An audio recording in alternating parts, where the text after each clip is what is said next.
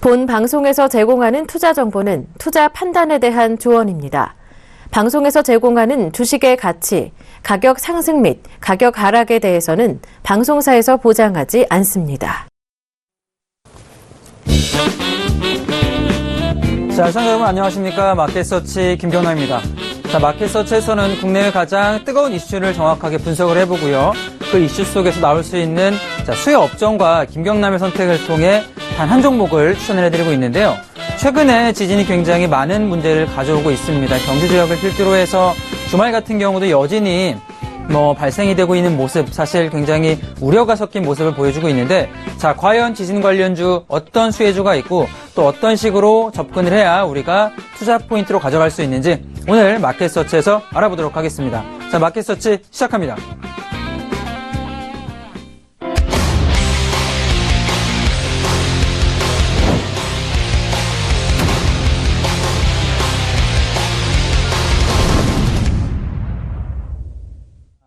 국내 시장 살펴보기 전에 글로벌 증시 어떻게 지난주 금요일에 진행이 되었는지 한번 보도록 하겠습니다. 우선 미국 같은 경우는 조정을 조금 받아주는 모습 보여줬는데 가장 큰 이유는 유가가 급락을 해주는 모습을 보였죠.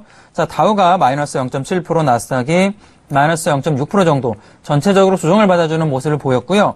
우선 미국 같은 경우는 페이스북 등 대형 기술주가 하락 출발해주는 모습을 보여주고 있습니다. 반면에 FOMC에서 금리 동결 반대했던 로젠그램 보스턴 연은 총재가 반대 이유에 대해서 이름을 좀 밝히기 시작을 했죠. 경제 확장세를 유지하기 위해 동결에 반대했다. 조만간에 금리 인상이 단행되어야 한다라는 이야기를 해주면서 시장이 찬물을 끼얹고 있는 모습을 보여줬습니다. 사실 어제 금요일 같은 조정 같은 경우는 저는 기술적으로 많이 반등이 들어왔기 때문에 자연스러운 조정이다라고 생각이 드는데요. 최근에 움직임 자체가 나쁘지 않았기 때문에 아마 이런 조정이 나오지 않았나 생각이 듭니다. 자, 유가는 산유랑 동결 기대가 약화되고 있는 모습이 사실 악재로 좀 들어가고 있는 모습이고, 시추공수 증가 같은 경우도 역시나 공급 증가로 이어질 수밖에 없다라고 보기 때문에 상승하는 모습, 지금 올라갔다가 하락하는 모습을 보여주고 있다라고 보여집니다. 자, 우선 애플도 조금 하락을 해주고 있는데, 자, GDP 성장률이 뉴욕 연은 나우캐스팅을 통해서 2016년 3분기 GDP 성장률이 현재는 2.8%에서 2.26% 정도로 낮춰지고 있는 모습. 자, 경제 성장이 사실 강하게 올라가기보다는 지금 자리 같은 경우는 다들 경제 성장치를 좀 낮추고 있는 분위기도 역시 증시 부진의 원인으로 들어가고 있는데요. 자, 우선 애플 먼저 이야기를 해보자면 1.6% 정도의 하락이 나왔습니다. 최근에 분명히 상승세가 굉장히 빠르게 올라갔는데, 우선 금요일 하락 같은 경우는 시장조사 업체인 GfK가 유럽에서 아이폰 7의 첫 주 판매량이 예전에 6S 판매량보다 거의 25% 정도 감소했다라고 발표가 나왔어요. 그러면서 주가가 조정을 받아주고 있는 모습 보여줬고요. 현재 애플이 대만 현지 칩 공급 업체들에게 2017년 1분기 수주 물량을 20% 감소했다라는 기사가 나와주기 시작합니다. 분명히 감소했다라는 수주 물량이 감소한다라면 판매량 감소를 기본적으로 우리가 생각을 해볼 수가 있는 거죠. 자, 여기서 그치는 게 아니라 저는 삼성전자 같은 경우도 결국에는 애플 쪽에서 공급 물량을 반도체 같은 경우는 축소할 수밖에 없다라고 봐요. 삼성전자도 분명히 이 영향에 피해갈 수 없다라고 생각이 드는데, 우선 이러한 원인으로 인해서 브로드컴이라던가 혹은 스카이업 같은 경우는 한 2% 정도의 조정을 받아주고 있는 모습을 보여줍니다. 반도체 관련 종목들 그리고 아이폰 관련 종목군들이 조정을 좀 받고 있는 모습이고, 페이스북 같은 경우도 마이너스 1.6% 정도 하락이 나와줬는데, 우선 사용자들의 지난 2년간 광고 시간을 부풀렸다라고 이야기 나와주면서 하락을 해주고 있는 모습. 자, 그러면서 애플 같은 경우도 마이너스 3%까지 떨어졌는데요. 자, 주말에 이런 뉴스가 나와줬죠. 2014년 역대 최대 규모인 5억 명의 이용자 정보가 해킹당했다. 자, 이런 사실을 인정을 하면서 주가가 내려가는 모습을 좀 같이 보여주고 있어요. 결과적으로는 지금 지수가 조정받으면서 그동안 올라왔던 종목들의 차익 실현 물량 나와주고 있는 모습 특징이 좀 들어가고 있는데, 그러면서 에너지주 같은 경우도 유가 급락이 나와주면서 코노코필립스 같은 경우는 마이너스 한 2.6%, 대본에너지 같은 경우는 거의 5.5%가량이 하락이 나와주면서 생각보다는 조금 강한 조정을 받고 있는 모습 보여줍니다. 그 와중에 트위터가 21%가량 급등해줬는데, 어떤 이유인지 살펴보자라면 현재는 매각을 검토하고 있다는 소식이 전해지고 있는 거죠. 트위터가 최근에 이용자 수가 좀 급감을 하면서 주가가 하락폭이 조금 강했는데, 결과적으로는 독자 생존이 어렵다라고 판단을 하고 있다라고 생각이 듭니다. 자, 대형 기술주와 조금 M&A를 통해서 생존해 보려고 하고 있는데, 자, 과연 어떤 업종군에서 조금 M&A가 들어갈지 시장이 조금 보고 있는 모습이고, 인수를 접촉하고 있다라는 뭐 세일즈 포스라던가 마이너스 한 5%까지 내려갔고요. 알파벳 같은 경우도 M&A 소식 때문에 마이너스 0.1% 정도의 하락이 나와줬다는 특징도 보여주고 있습니다. 자, 미증시가 조정을 조금 보였지만 최근의 흐름 살펴보자라면 우선 롱숏 ETF가 증시 부진에도 불구하고 0.6% 상승을 해주고 있는 모습. 자, 이걸 좀 보자라면 미증시가 방향성 매매보다는 종목별 장세로 조금 가고 있다라는 모습을 보고 있다라고 생각이 들어요. 그러니까 방향성으로 잡혀준다라면 롱 포지션이라던가 숏 포지션으로 만들어진, 그러니까 즉 주가가 어느 정도 일관된 방향으로 가는 ETF가 올라가기 마련인데, 자, 롱숏 같은 경우는 그 갭 차이를 잠깐 메우기 위해서 들어가는 ETF이기 때문에 결과적으로는 종목별로 좀 집중되고 있는 모습이 보여진다라고 생각이 듭니다. 우선 미국 시간에 오늘 밤이죠. 한국 시간은 내일 오전에 미 대선 TV 후보 TV 후보 발표가 되는데 그 경선이 있는데 우선 이 대선 관련 1차 TV 토론이 준비되고 있는 모습, 현재 힐러리와 트럼프의 오차가 얼마 되지가 않는 모습을 보여주고 있죠. 자, 이를 감안하자라면 우리 시간으로 내일 오전에 있을 TV 토론 회의가 굉장히 증시에도 중요한 분수령이 되지 않을까 생각이 들어요. 현재 지금 시장 예상치는 거의 사상 최대치의 그런 시청자 수가 보지 않을까, 1억 명 이상이 볼 것이다라고 지금 예상치 나와주고 있는데, 그만큼 글로벌 각국에서 혹은 미국조차에서도 주목을 받고 있는 TV 토론회가 진행이 되지 않을까. 1억 명 정도라면 거의 슈퍼볼 시청률과 마찬가지이기 때문에, 자, 그만큼 내일 TV 토론회가 아마 증시에도 분명 영향을 줄 것으로 판단됩니다. 자, 어떤 식으로 진행될지는 제가 마켓 서치를 통해 계속 이야기를 해드리도록 하고요. 우선은 미국 PMI 제조업 지수도 한번 살펴보자라면 전월보다 부진한 51.4 정도로 발표가 됐어요. 신규 주문이 전월보다 부진했기 때문에 전체적으로 제조업 PMI 지수는 좀 부진했다 미국 쪽에서 보여지고, GDP 같은 경우도 하향 조정해주고 있는 지표 발표의 특징이 우리가 확인을 해볼 수 있다라고 생각이 듭니다. 유럽으로 넘어가 보자라면 유럽 같은 경우도 조정을 살짝 받고 있는 모습. 자, 독일, 영국, 이탈리아, 프랑스 전부 다 거의 마이너스 0.4% 정도의 하락 포인트, 이탈리아는 1% 정도의 하락이 나와줬는데, 우선 르노라던가 푸조, 폭스바겐 등의 자동차주가 1.5%가량이 내려가는 모습을 보여주고 있습니다. 자, 유럽 PMI 서비스업 지수 부진 영향으로 인해서 내려가고 있는 모습 우리가 파악을 해볼 수가 있고요. 자, 그에 반해서 현재 유럽 증시 조금 내려가는 모습 보여주는 뭐 방코 산탄데르라던가 유럽 은행주 같은 경우는 신용평가사 피치에서 은행 마진이 평평해지는 국채 수익률 커브로 인해서 부진할 것이다, 이런 이야기 나와주고 있어요. 결과적으로는 그 예대 마진, 금리가 올라가기보다는 동결 내지는 하락하는 모습 보이기 때문에 은행주가 아마 매출이 줄어들 것이다 라는 이야기 나와주면서 전체적으로 유럽 증시가 내려가는 모습을 같이 보였지만, 자, 그에 반해 원자주 같은 경우는 미증시와 다르게 조금 올라가는 모습, 자, 보여줬다는 특징이 나와줬습니다. 자, 유럽까지는 지금 크게 조정받는 모습은 아니지만 국제유가를 한번 살펴보자라면 거의 4%가량의 좀 급격한 조정을 좀 받았어요. 자, 유가는 산유랑 동결 협상 기대 약화로 부진한 모습 보여줬는데, 구체적 내용 좀 들어가 보자라면 국제에너지 포럼에서 개최되는 비공식 회담에서, 자, 사우디아라비아 대표격에 해당하는 인사가 산유랑 동결 협상과 관련된 합의가 이루어지지 않을 것이다라고 발언을 했습니다. 그러면서 유가가 거의 4%가량 내려가는 모습인데, 거기에 미국의 원유 채굴장 비수가 2개 정도 증가를 해주는 모습. 원유 채굴수가 증가한다면 당연히 공급은 증가할 수밖에 없겠죠. 그러면서 유가가 악재로 인해서 급격하게 내려주는 모습 보이는데, 자, 이번 주 회담 결과 나오기 전까지는 유가 움직임 또한 좀 지켜볼 필요가 있다라고 생각이 듭니다. 자, 현재 지금 제가 유가 차트 한번 보면서 한번 얘기를 해드려 볼게요. 자, 유가 차트를 한번 보면은 최근에 포인트가 어떤가요? 길게 보면은 하단으로는 43불과 고점으로는 48불. 그러니까 50불대 돌파가 실패를 해주면서 이렇게 횡보해주는 모습 보여주고 있는데, 금요일 같은 경우도 거의 하방으로 4%가량 내려가는 모습. 자, 급등락, 변동폭이 점점 더 확대를 해주고 있는데, 자, 이 방향성 같은 경우는 결과적으로 오펙 회담이 끝나고 나서 잡히는 모습 보이지 않을까 생각 들고요. 다우를 한번 넘어가 보자라면 역시나 최근에 반등했던 폭을 어제 좀 반납을 해주고 있지만, 저는 뭐 자연스러운 조정이다라고 봐요. 급격하게 무너지지 않았기 때문에 다우 같은 경우도 자연스럽게 진행이 되고 있다 생각이 들고, 나스닥을 한번 마지막 살펴보자라면 어떤가요? 대형 기술주가 좀 부진했지만 그럼에도 불구하고 전고 좀 돌파했다가 역시 붕괴되지 않고 살짝 멈춰주는 패턴을 보여줍니다. 자, 추가적으로 저는 우선 금리 동결 나왔기 때문에 올라갈 수 있는 모멘텀 만들어졌다라고 생각이 들고요. 자연스럽게 기술적 조정을 거치면서 올라가는 모습이 만들어지지 않을까 생각이 듭니다. 자, 지금 전체적인 이야기 살펴보자라면 이번에 삼성전자 이야기를 조금 할 필요가 있을 것 같아요. 삼성전자가 영향을 받을 만한 이슈가 좀 나와줬는데 첫 번째 같은 경우는 필라델피아 반도체 지수가 1%가량 내려가는 모습 보이면서 전체적인 반도체 관련 종목군들이 조금은 부진할 가능성도 있다라고 생각이 들고, 자, 두 번째로는 애플의 대만 현지 공급 같은 경우도 아까 뭐라고 말씀드렸죠? 지금 한 25%가량, 20%가량 감소해주는 모습, 수주 물량 감소했기 때문에 분명히 삼성전자의 수주 물량 같은 경우도 어느 정도는 영향을 받을 수밖에 없다라고 봐요. 자, 그런 점 본다라면 삼성전자 오늘 주가 흐름 좀 살펴볼 필요가 있다 생각이 들고, 우선 세 번째 같은 경우는 갤럭시 7이죠.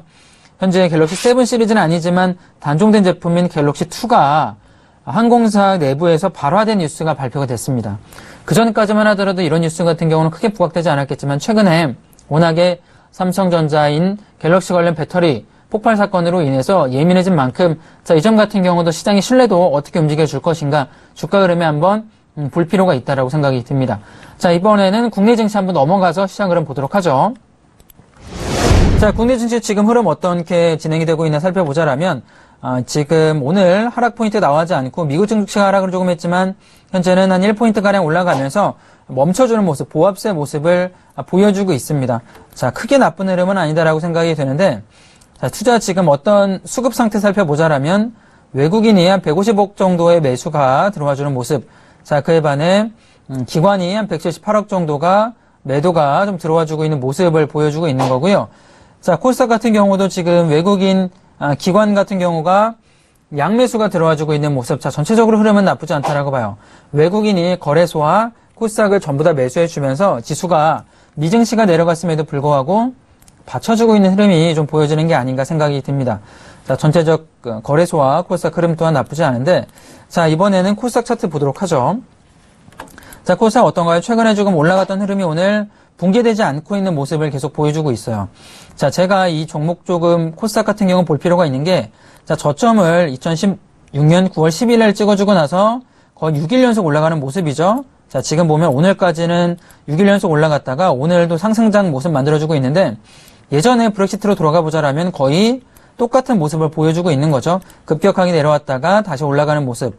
자, 브렉시트 때 생각을 해보자라면, 자, 6캔들 정도로 만들어준 이후에는 하락을 하는 모습을 보여줬어요.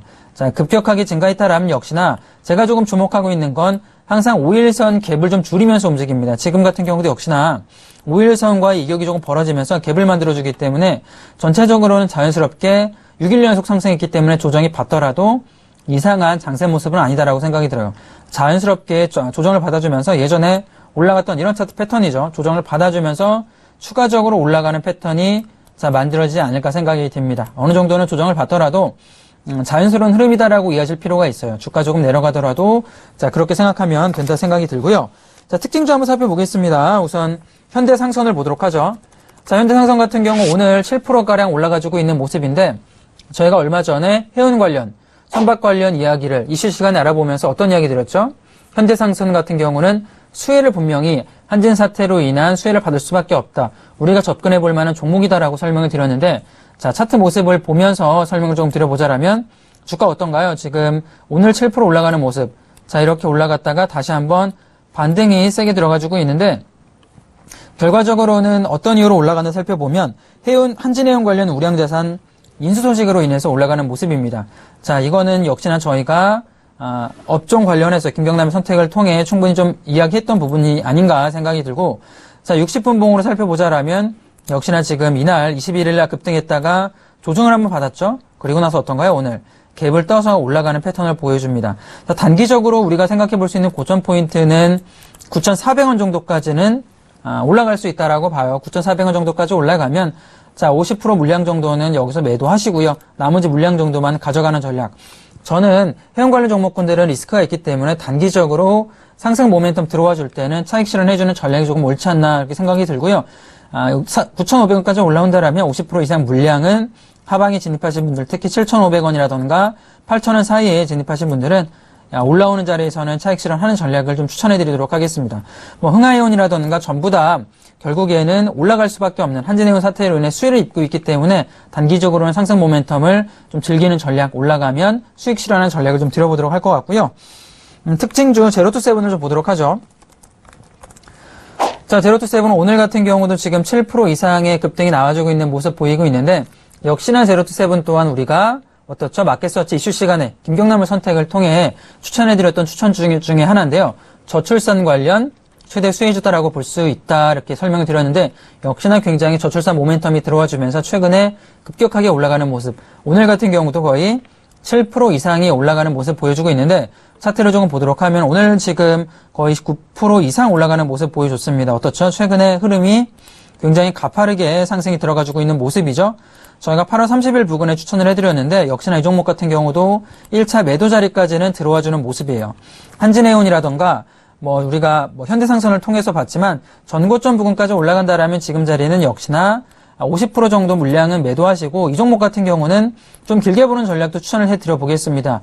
50% 물량은 지금 자리에 매도하시고 나머지 물량은 14,000원까지 열려있기 때문에 충분히 저점 진입하신 분들, 8,000원 부근 진입하신 분들은 이미 20% 이상의 수익은 나왔다라고 생각이 들어요. 그렇다라면 떨어진다라면 본가에 손절 포인트를 충분히 잡으면서 안전하게 대응 가능하겠죠. 나머지 물량은 50% 물량 정도는 길게 14,000원까지 중기 정도 보시면서, 영유아 관련 정책 같은 경우는 결국에 대선 테마 정책주로도 엮일 가능성이 좀 높다라고 봐요. 언제든지 모멘텀 들어와줄 수 있기 때문에 14,000원까지는 좀 길게 보면서 열려있는 전략을 추천드리도록 하겠습니다. 자, 전체적인 오늘 특징주까지 한번 살펴봤는데, 오늘 월요일이죠. 월요일 날에 주간 증시 일정 중엔 어떤 모멘텀이 들어갈 만한 모멘텀이 있는지 한번 살펴보도록 하겠습니다. 우선 화요일 같은 경우 제가 어떤 이야기 드렸냐면, 미 대선 TV 토론회가 국내 시간으로는 화요일 오전에 진행이 돼요. 결과적으로는 대선 테마주, 특히 미국 대선에서는 어떤 모멘텀이 좀 나와줄지 이슈 시간에 저희가 좀 이번 주 같은 경우도 알아보도록 할 텐데, 과연 어떤 모멘텀이 있는지 한번 지켜보도록 할 거고, 자, 화요일 같은 경우는 애니팡3가 출시가 됩니다. 자, 모바일 게임 업체인 썬데이토즈가 애니팡3를 화요일날 출시가 되는데, 8월 30일부터 실시간 사전 예약을 통해서 이미 100만 명 이상의 예약자가 몰릴 것으로 알려지고 있어요. 그렇다면 여기서 역시나 수혜 관련 업종군들이 들어가지 않을까 생각이 드는데, 첫 번째로는 썬데이토즈가 될 수가 있겠죠. 썬데이토즈 같은 경우도 분명히 수혜 업종군으로 들어갈 가능성이 있는데, 차트 한번 살펴보도록 하겠습니다. 자, 썬데이토즈 최근의 차트 흐름 살펴보면 어떤가요? 주가가 이때 애니팡이 열풍 불었을 때 올라간 이후에는 지지부진한 모습을 꽤 오랫동안 보여줬어요. 그러면서 최근 또한 어떻죠? 이렇게 횡보하는 패턴을 보여줬는데, 자, 내일이죠. 화요일날 만약에 애니팡3가 성공적으로 올라간다라면, 앱스토어 같은 경우에도 게임 매출 순위에 올라가는 모습 보여준다라면 다시 한번 올라갈 수 있는, 상단 부근으로는 45,000원까지는 들어갈 수 있는 모멘텀이 만들어지지 않을까 생각이 됩니다. 자, 화요일날 썬데이토즈의 주가 흐름 주의 깊게 살펴볼 필요가 있다라고 생각이 들고요.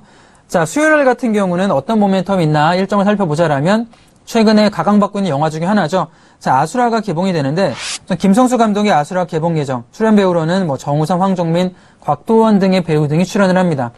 감독이라던가 출연 배우 보자라면, 자, 어느 정도는 분명히 흥행 요소가 있다라고 생각이 되는데, 여기에 어떤 투자 포인트가 있을까요? 첫 번째로는 배급사. 저희가 마켓 이슈 시간에 영화 관련 이야기 드렸을 때 어떤 이야기 드렸냐면, 배급사가 매출에 좀 많은 부분을 가져간다라고 말씀드렸는데, CJ E&M이 배급을 맡았습니다. 자, 어느 정도는 충분히 극장 물량을 확보할 수가 있겠죠. CJ E&M 같은 경우도 수혜주로 들어갈 수가 있고, 최근에 세우테크가 영화 관련 수혜주로 들어가고 있는데, 어떤 이야기냐면, 세우테크가 자회사인 솔레어 인베스트먼트를 설립을 했어요.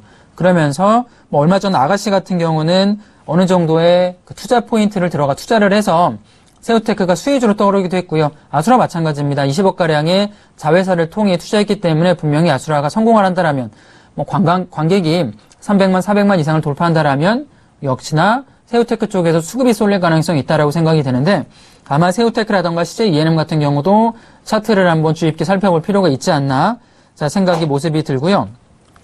자, 제가 CJ E&M 차트 보도록 할게요. CJ E&M 보도록 하죠. 자, CJ E&M의 차트를 보면 최근에 이 종목 같은 경우가 저가를 이렇게 지켜주는 모습을 보여줍니다. 최근의 흐름 자체 살펴보자라면, 관련된 드라마라던가 혹은 예능 같은 경우가 워낙 경쟁력이 있기 때문에 이렇게 저점에 받쳐주는 모습. CJ E&M의 가장 큰 장점 중에 하나는 바로 광고 매출이 굉장히 높다라는 거죠. 동시간대 3배 이상의 광고 매출을 가져가고 있기 때문에 지금 저점 정확하게 지켜주는 모습, 그리고 아수라가 흥행에 좀 성공한다라면 저는 충분히 85,000원 내지 90,000원까지는 열려있는 패턴이다라고 생각이 들어요. 자, 어떤 흥행 포인트가 있는지 최근에 역시 상승 모습 또한 이런 기대감으로 인해서 올라갈 수 있다라고 보는 거죠. 오늘도 거의 2.8%가량 올라가는데 CA ENM의 차트 모습 굉장히 좋고 세우테크도 보도록 하죠. 자, 세우테크 최근에 어떤가요? 주가가 급등주 패턴으로 만들어서 올라가는 모습이죠. 역시나 배급사 관련 그리고 투자 관련 자회사가 모멘텀 들어가다 보니까 최근에 강한 흐름 만들어지고 있는데 자, 지금 진입할 분들은 가능하면 1,300원 밑에서 진입하는 의견이 좋다라고 생각이 들고요. 올라간다라면 이 종목 전고점인 상단이 1,600원 정도까지 열려있는 패턴. 얼마 남지 않았습니다. 지금 자리에 진입하기보다는 눌리는 자리, 공략하는 자리가 좋다라고 생각 들고 역시나 제가 말한 신규 영화의 기대감으로 인해 올라가고 있는 패턴을 보여주고 있다 생각이 듭니다. 자, 수요일날 어떤 식으로 좀 진행이 될지 좀 보도록 하고요. 목요일 같은 경우는 대우조선해양의 상장 폐지 여부의 결정이 들어갑니다. 한국거래소 같은 경우는 대우조선해양의 상장 폐지 기준 여부에 대한 심의 결과가 목요일날 발표가 되는데 분명히 조선업종 관련해서는 크게 조금 주가가 출렁되는 모습이 보이지 않을까 생각이 들어요. 목요일 같은 경우 해운, 특히 조선업종 같은 경우에 주가 흐름을 주목할 필요가 있다 생각이 들고 자, 토요일 같은 경우는 바로 중국의 국경절 연휴가 시작이 됩니다. 자, 국경절 연휴가 국내 증시와 국내에 어떤 영향이 있을까 많이 의아할 수가 있지만 10월 7일까지 이어지기 때문에 굉장히 깁니다. 분명히 많은 관광객들이 국내에 들어와 줄 수 있는 포인트. 그렇다면 중국에서 관광객이 국내에 유입이 많이 된다라면 어떤 수요 업종이 있을까요? 여행 종목군도 그렇고요. 당연히 면세점 업종군 같은 경우도 매출이 올라갈 수 있을 만한 모멘텀은 존재한다라고 생각이 들어요. 화장품, 항공주, 면세 업종 같은 경우도 주가 흐름을 연관 업종으로서 한번 보실 필요가 있다라고 생각이 듭니다. 자, 전체적인 주간 증시 일정을 통해서 어떤 투자 포인트가 있는지 자, 월요일 오늘 마켓서치 시간에 한번 짚어봐 드렸고요. 자, 오늘의 이슈 시간에 저희가 알아볼 건 바로 지진 관련 이야기를 한번 해보도록 하겠습니다. 자, 한번 이슈 알아보도록 하죠.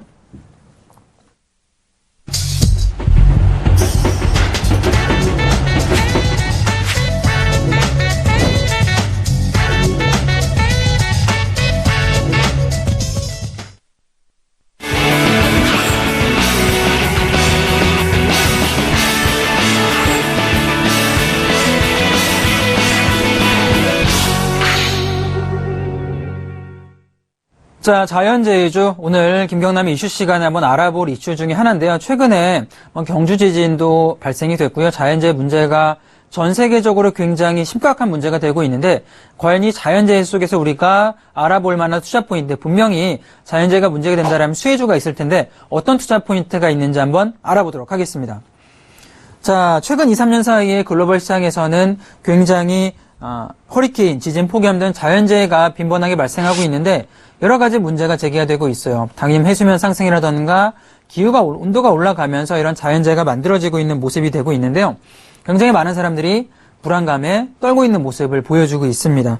우선 예전부터 2000년도부터 이렇게 문제가 생기기 시작되고 있는데 2003년 같은 경우는 자, 유럽 폭염이 강했죠. 자, 그러면서 35,000명 정도의 피해가 달했고요. 거의 130억 달러에 이르는 경제적 피해가 발생하기도 했습니다.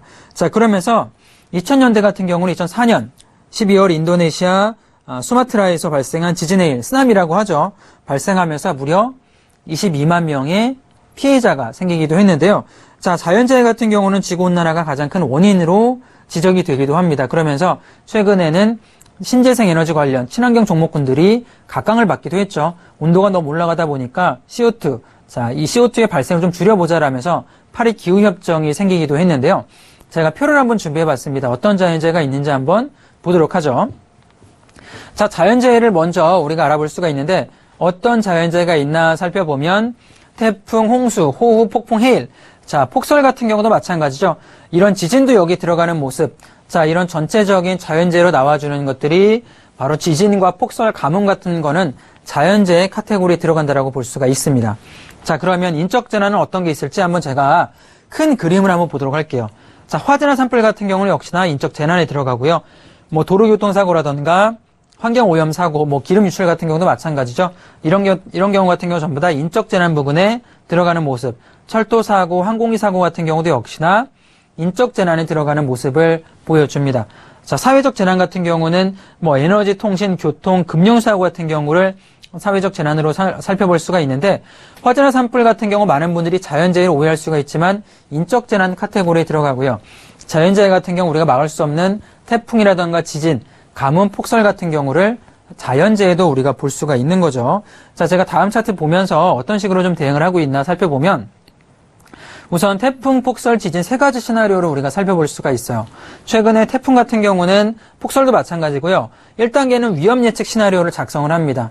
여름 같은 경우는 태풍 매미라던가 태풍이 일본 쪽에서 올라온다라고 생각을 하면 시나리오 작성이 첫 번째 들어가요. 그러면서 설계 기준 적성성 검토에 들어가는 거죠.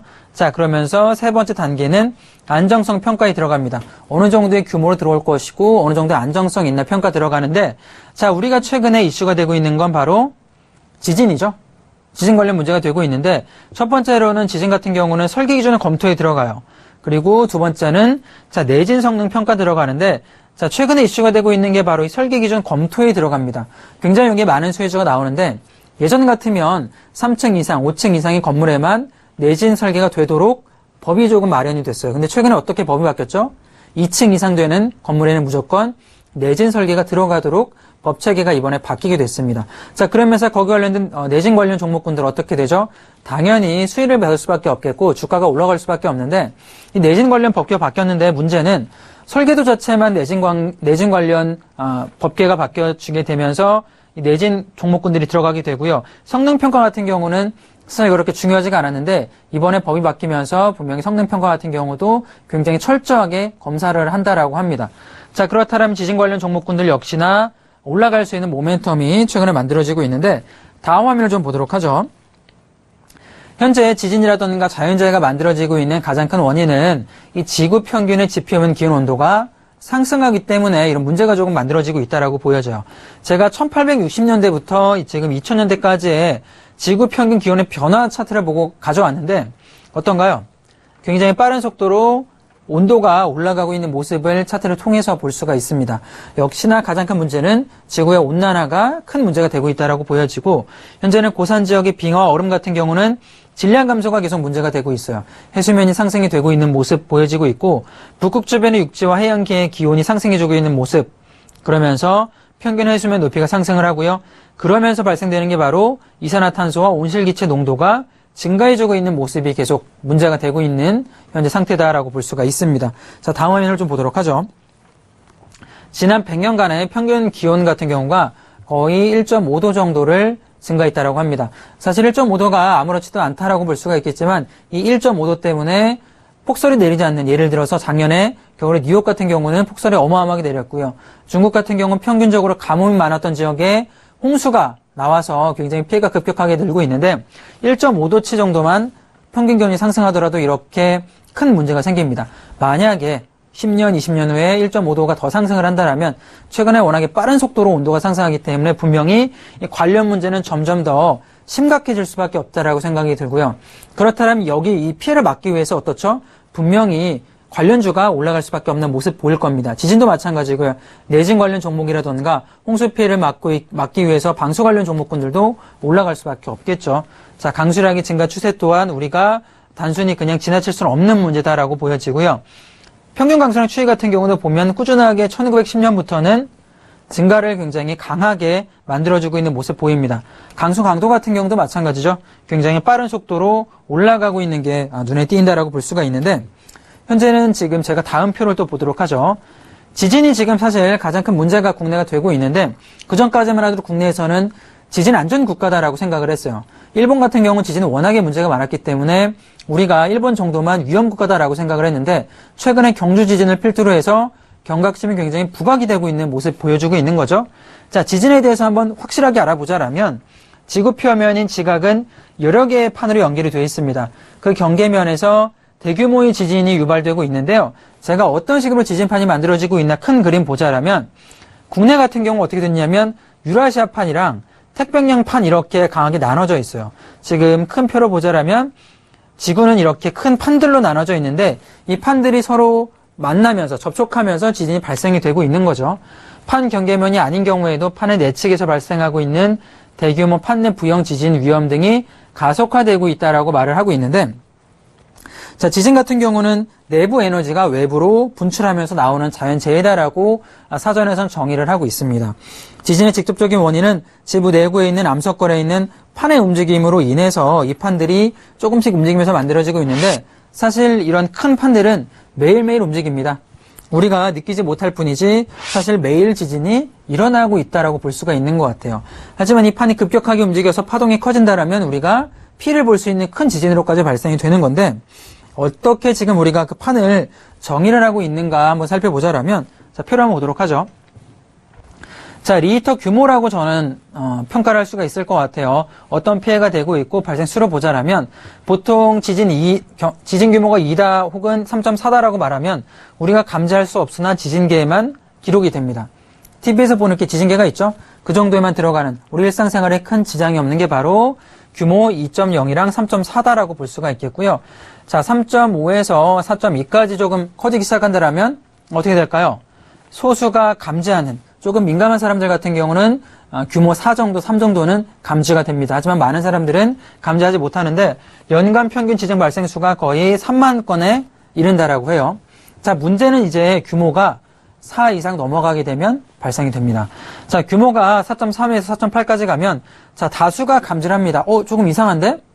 지금 뭔가 좀 흔들리지 않았어? 라고 감지할 수 있는 게 바로 규모 4.3이랑 4.8 정도가 되는 거고요. 사실 4 이상 넘어가게 된다라면 물건 쪽에서 많이 흔들림이 발생이 되는데 자, 4.9에서 5.4까지 올라가면 거의 모든 사람들이 감지를 해요. 자, 경주에서 여진이 나와주면서 지금 규모 3.5에서 5 규모의 지진들이 나와주고 있는 거고 거의 모든 사람들이 감지가 되고 있는 거죠. 자, 평균으로는 한 1,400건 정도가 연간 발생이 됩니다. 자, 이번에 경주 피해가 어느 정도였냐면 바로 이 5.5에서 6.1 정도가 들어가고 있는데 건물에 약간의 피해가 가는 정도가 바로 이 규모 5.5에서 6.1입니다.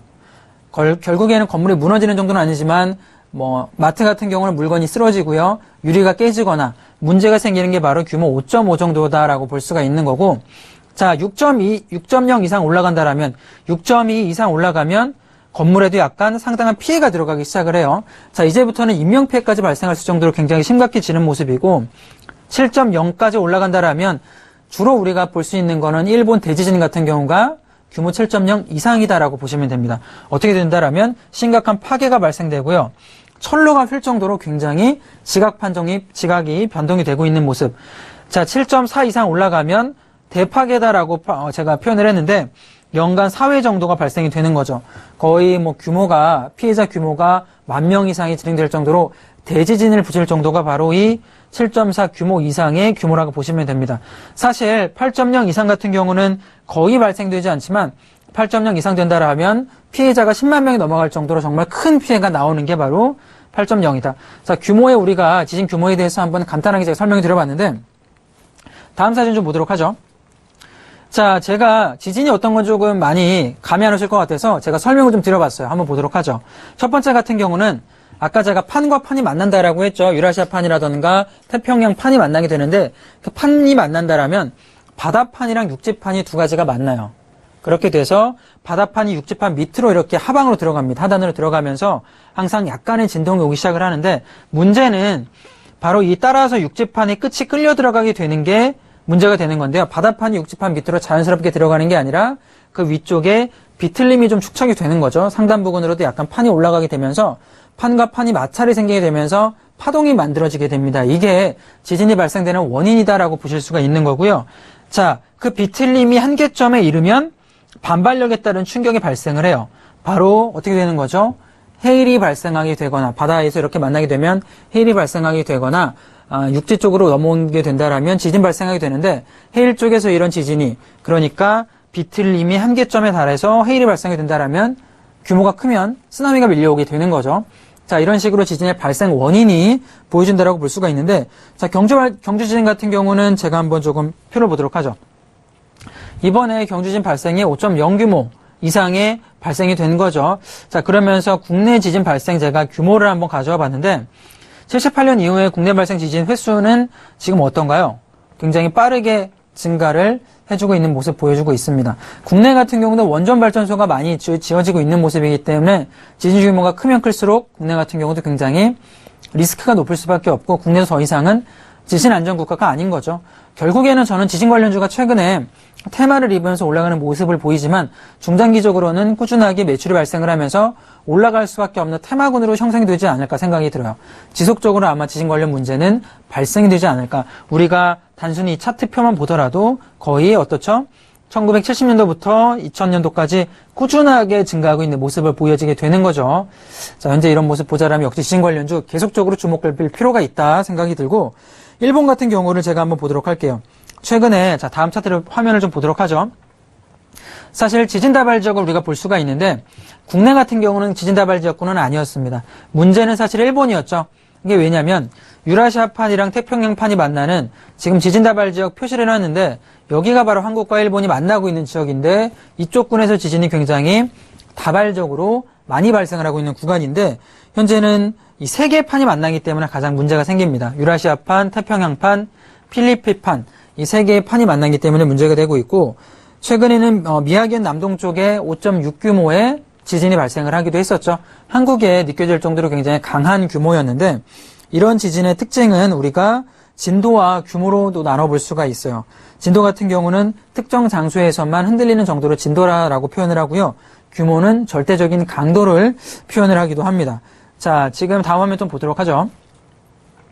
자, 아시아 주변의 지각판 구조를 볼 수가 있는데, 역시나 지진대와 판 경계가 나눠지는데요. 조금 제가 아시아 주변만 확대를 좀 해봤어요. 어떻죠? 필리핀판, 태평양판, 그리고 유라시아판. 이 세 개의 판이 만나면서 일본 같은 경우는 사실 지속적으로 지진이 추후에는 발생을 할 수밖에 없는 구조. 굉장히 심각한 문제가 될 것 같고요. 한국 같은 경우는 이 세 가지 판에서 약간 경계선에 좀 멀리 있지만 안전국가는 더 이상 아니다. 경주 지진 사태로 인해서 경각심 문제가 계속 불거질 수밖에 없다라고 생각이 듭니다. 자, 마지막으로 불의 고리라고 할 수 있는 움직임도 보도록 하죠. 자, 최근에 불의 고리의 지각 활동이다라고 볼 수가 있는데, 불의 고리라고 해서 우리가 많이 들어봤을 것 같아요. 어떤 거냐면, 지금 하단에 보이는 이 호주부터 필리핀판을 지속을 해서 항구로 넘어오고요. 그게 바로 캘리포니아 같은 경우 어때요? 최근에 영화화되기도 했지만 지금 캘리포니아 같은 경우도 굉장히 많은 지진이 발생하기도 합니다. 그게 이유가 뭐냐면 바로 불의 고리라고 불리우는 이 큰 판이 움직이기 때문에 문제가 되고 있는 건데, 하방으로는 남미까지 가는 거죠.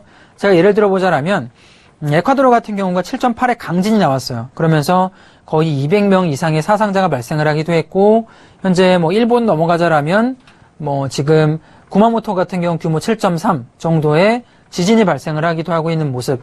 이 불의 고리를 중심으로 해서 굉장히 큰 문제가, 지진 관련 문제가 발생이 되고 있습니다. 사실 많은 전문가들이 지진 규모 8 이상의 지진도 이 불의 고리를 통해서 발생이 될 수 있다라고 경고를 해주고 있는데, 사실 우리가 그냥 지나칠 일은 아니다라고 봐요. 국내 같은 경우도 지진 문제가 지속적으로 발생이 되고 있기 때문에 특히 내진 관련 설계 같은 경우는 분명히 지속적으로 시장이 주목을 받을 수밖에 없다라고 생각이 됩니다. 자, 제가 여러 가지 이런 지진 관련 이야기, 특히 내진 관련 종목군들 지진 수혜주에 대해서 좀 이야기를 많이 드려봤는데, 어떤 수혜주가 있는지 한번 살펴보자라면, 자, 대장주, 요즘에 많이 올라가고 있는 지진 대장주 삼형엠텍을 볼 수가 있는 거죠. 지진 관련 구조재를 생산하는 업체인데 최근에 가장 빠르게 움직임이 나와주고 있습니다. 전고점까지 올라갔다가 1차적 조정을 받고 있는데, 지금 진입하기보다는 이 조정폭이 어느 정도 안정이 된다라면 추가적으로 단기 모멘텀으로 진입해 볼 만한 종목이 삼형엠텍이다 생각을 할 수가 있겠고요. 포메탈 같은 경우도 어떻죠?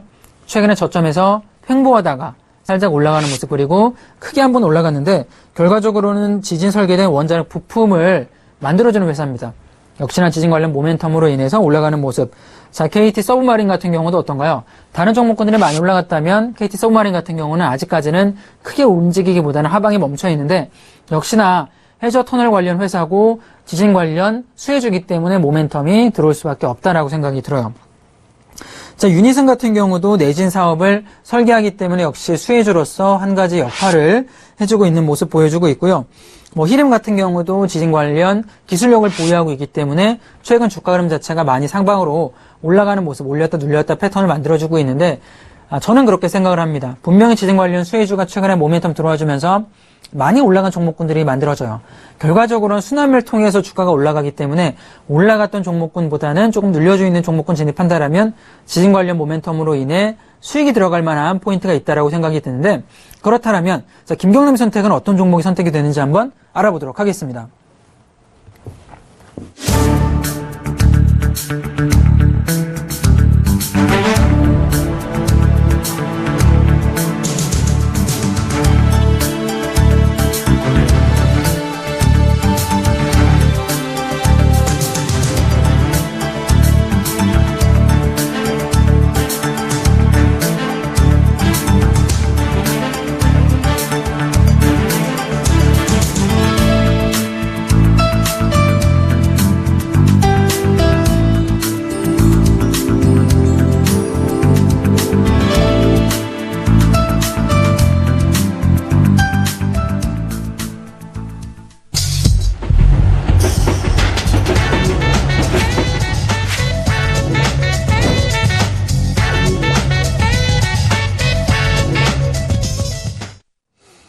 자, 지금 전체적인 큰 문제점 좀 이야기를 살펴봤고요. 특히 지진 관련 이야기 많이 해드렸는데, 제가 어떤 이야기 드렸죠? 지진 같은 경우는 국내도 역시나 피해갈 수 없는 지역군에 들어갈 수밖에 없고, 그렇다면 지진 관련주는 지속적인 매출이 올라가면서 모멘텀이 들어와 줄 텐데, 자, 어떤 종목이 김경남의 선택을 통해 선택이 되는지 한번 김경남 선택 알아보도록 하겠습니다. 자, 김경남의 선택은 바로 KT 서브마린입니다. 자, KT 서브마린 제가 수혜주로서 역할을 해주고 있다라고 이야기 드렸는데 어떤 투자 포인트가 있는지 좀 살펴보자라면 이 회사가 기본적으로 어떤 매출 포인트가 있나 보면 국제통신 및 초고속 정보통신망을 주로 전송노인 해저터널을 이용해서 진행이 돼요. 그 해저터널에 대한 건설과 유지 보수를 하면서 기본적인 매출이 나와주는 회사다라고 보시면 되고요. 도서관을 연결하는 해저전력 케이블 및 건설 및 유지 보수도 같이 진행이 되고 있는 회사다라고 보시면 됩니다. 현재는 해저 지진 계측 시스템 설치 공사까지 같이 진행을 해요. 해저 쪽에서 워낙에 지진 발생되면은 해일이 일거나 쓰나미가 만들기 때문에 그런 쪽에서도 역시나 지진 계측을 해주는 회사다라고 볼 수가 있겠고, 지진 복구 광 케이블을 제작을 하기도 합니다. 자, 그러면서 관련 수혜주로 들어가 있는 모습인데, 제가 차트 모습을 한번 볼게요. 차트 모습을 보면서 어떤 식으로 조금 만들어지고 있나 살펴보도록 하겠습니다.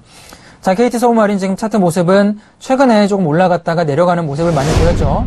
자, 중장기로 보자라면 이 종목이 사실 2015년에 모멘텀이 들어와서 이렇게 한번 올라갔습니다. 거래량 동반해서 이렇게 저점에서 돌파가 올라가고 있는 모습인데, 그 이후에는 주가가 내려가기보다는 꾸준하게 이렇게 상승 모멘텀 만들면서 올라가고 있는 자리고요. 최근 지진 모멘텀이 들어왔음에도 불구하고 종목이 어때요? 하방에서 이렇게 멈춰주는 패턴을 가져가고 있는 거죠. 자, 오늘도 지금 한 0.9% 올라가고 있는 모습이지만 제가 삼형엠텍을 한번 보도록 하겠습니다. 지진 관련 대장주다라고 이야기 드렸는데 삼형엠텍의 움직임 최근에 어땠나요? 급격하게 움직이는 모습을 보여주고 있는 거죠. 그에 반해서 KT 서브마린은 올라가기보다는 아직까지 멈춰있는 모습, 순환매를 통해서 올라갈 만한 모멘텀 충분히 만들 수 있다라고 보여지고, 사실 삼형엠텍이 다시 한번 올라간다라면 같이 발맞춰서 올라갈 만한 종목이 KT 서브마린이다라고 생각이 됩니다.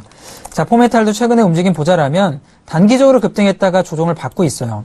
어떻죠? 최근에 지진 관련 종목들 올라가고 있는 모습 보여주고 있는 거죠. 자, 그에 반해 KT 서브마린 움직임 보자라면 현재는 올라가지 않은 패턴을 보여주고 있는 겁니다. 자, 올라가기보다는 아직까지는 주가가 횡보하고 있기 때문에 분명히 거래량은 동반이 되고 있어요. 주가가 좀 인위적으로 눌려준다라고 저는 생각을 하고요. 최근의 흐름 보자라면 기술적으로 전저점이 붕괴되기보다는 전저점에서 꼬리 달아주면서 다시 한번 올라가주는 모습이기 때문에 역시나 모멘텀만 들어와주면은 올라갈 만한 차트 패턴을 만들어주고 있다라고 생각이 듭니다. 지진 관련 모멘텀 쉽게 끝나지 않을 것이다라고 보고요. 다시 들어와준다라면 최소한 전고점 부근까지는 반등 포인트가 들어갈 만한 자리다라고 생각이 드는데, 자, 매수해볼 만한 가격대까지 한번 알아보자라면 지금 매수 가격 같은 경우는 5,530원에서 지금 현재가가 5,580원인데 5,580원 잡아보도록 할게요. 자, 5,580원, 목표가는 6,500원을 잡아보도록 하겠습니다. 전고점 부근까지는 저는 무난하게 올라갈 수 있다라고 봐요. 거의 올라갈 수 있는 부근이죠. 올라갈 수 있고, 손절가 잡아본다라면 목표 손절가는 4,800원이 좋다라고 보여지네요. 자, 길게 보자라면 전저점 하방 돌파되지 않는 한은 저는 내려가기보다는 다시 한번 반등, 최근에 모멘텀이 들어가고 있기 때문에 좋다라고 생각이 들고요. 최근에 KT 서브마린의 움직임 여기까지 살펴봤고요. 자, 현대차 한번 움직임 다시 보도록 하겠습니다. 현대차가 최근에 올라갔다가 지금 오늘 조정을 좀 받고 있는데, 현대차가 12년 만에 전면 파업에 들어갔다라는 지금 기사가 나와주고 있죠. 자, 그런 모멘텀으로 인해서 악재로 인해서 내려가는 모습인데 우선은 전고점 돌파해서 오늘 어느 정도까지 내려갈지가 중요할 것 같아요. 최근 흐름 자체는 나쁘지 않았지만 파업이 나와준다라면 분명히 악재가 나와주는데 우선은 거래량이 동반이 되고 있지는 않습니다. 최근 흐름 보자라면 역시나 하방, 저는 저점 포인트인 13만 원대가 붕괴되지 않는다면 저는 저점, 이번에 악재로 인한 저점 매수 자리가 한번 나오지 않을까 생각이 들어요. 12년 만에 파업이 진행이 되고 있는 모습이라서 자, 지금 자리는 하단 올라갔다가 내려간다라면 분명히 자, 상단 부근 다시 올라갈 수 있다. 하방으로는 13만 5천 원까지는 악재가 나와준다라면 내려갈 수 있는 자리가 만들어지지 않을까 생각이 됩니다. 자, 마켓 서치를 통해서 어떤 식으로 좀 진행이 될지 조금 지켜보도록 할 거고요. 자, 현대모비스도 한번 보도록 하죠. 현대모비스 같은 경우도 역시나 현대차 파업 들어간다라면 악재로 들어갈 수밖에 없는데 최근 흐름이 어땠나요? 올라갔다가 버텨주는 흐름을 계속 보여주고 있는데 자, 그렇게 내려가는 모습은 아닙니다. 오늘 파업이 나왔지만 사실 어느 정도의 파업은 매년 나와줬던 거라 시장이 아마 다 예상됐던 부분 중에 하나가 아닌가 생각이 들고요. 현재 28만 원 부근 버텨주고 있는데 흐름 자체는 기술적으로 현대차랑 모비스 전부 나쁘지 않다라고 봐요. 자, 이런 식으로 현대차까지 한번 살펴봤고요. 자, KT 서브마린 다시 한번 돌아가서 제가 이 기업 매출 포인트까지 한번 보도록 할게요. 어떤 식으로 매출이 좀 나와주는 기업인가 한번 좀 살펴보자라면 기업이 지진 관련 모멘텀 들어와주지만 매출이 마이너스거나 적자를 보는 회사는 아니다라는 게 저는 가장 중요한 포인트다라고 생각이 듭니다. 최근에 매출액 같은 경우도 꾸준하게 600억 이상, 800억에서 좀 매출이 감소하고 있지만 꾸준하게 나와주고 있는 회사고요. 당기순이익 같은 경우도 어떻죠? 40억, 작년에 40억 이상을 만들어주고 있는데 제가 눈여겨보는 건 올해 1분기 같은 경우가 매출이 40억이 나왔고요. 2분기는 4억 정도가 나왔습니다. 자, 지금 이 정도 움직임만 보더라도 작년에 만들었던 40억의 매출은 이미 증가를 해주고 있는 모습 보여주고 있는 거죠. 저는 올해 예상치 같은 경우는 최소한 70억 이상 정도의 매출은 나올 수 있다.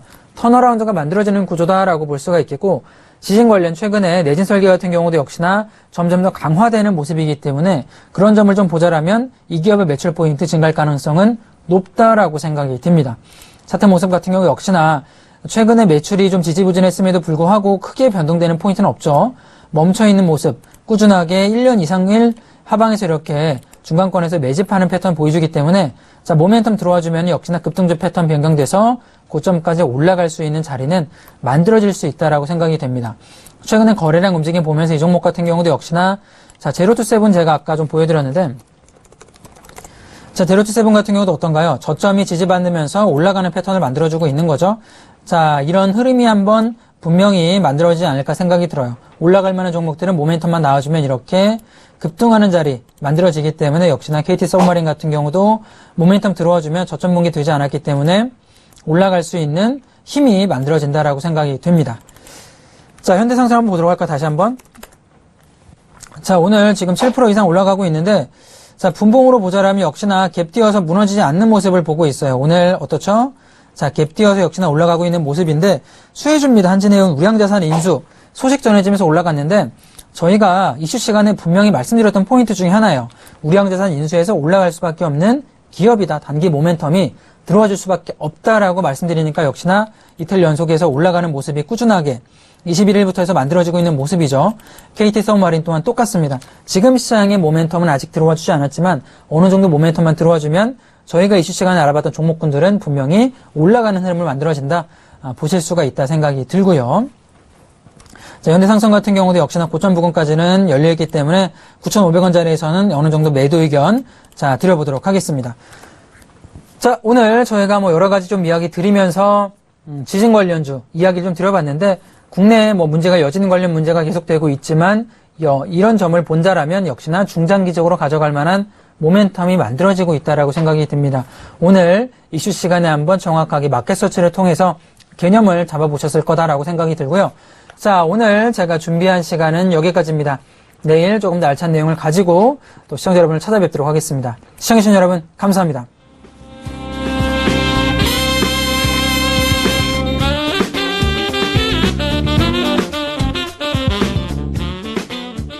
본 방송에서 제공하는 투자 정보는 투자 판단에 대한 조언입니다. 방송에서 제공하는 주식의 가치, 가격 상승 및 가격 하락에 대해서는 방송사에서 보장하지 않습니다.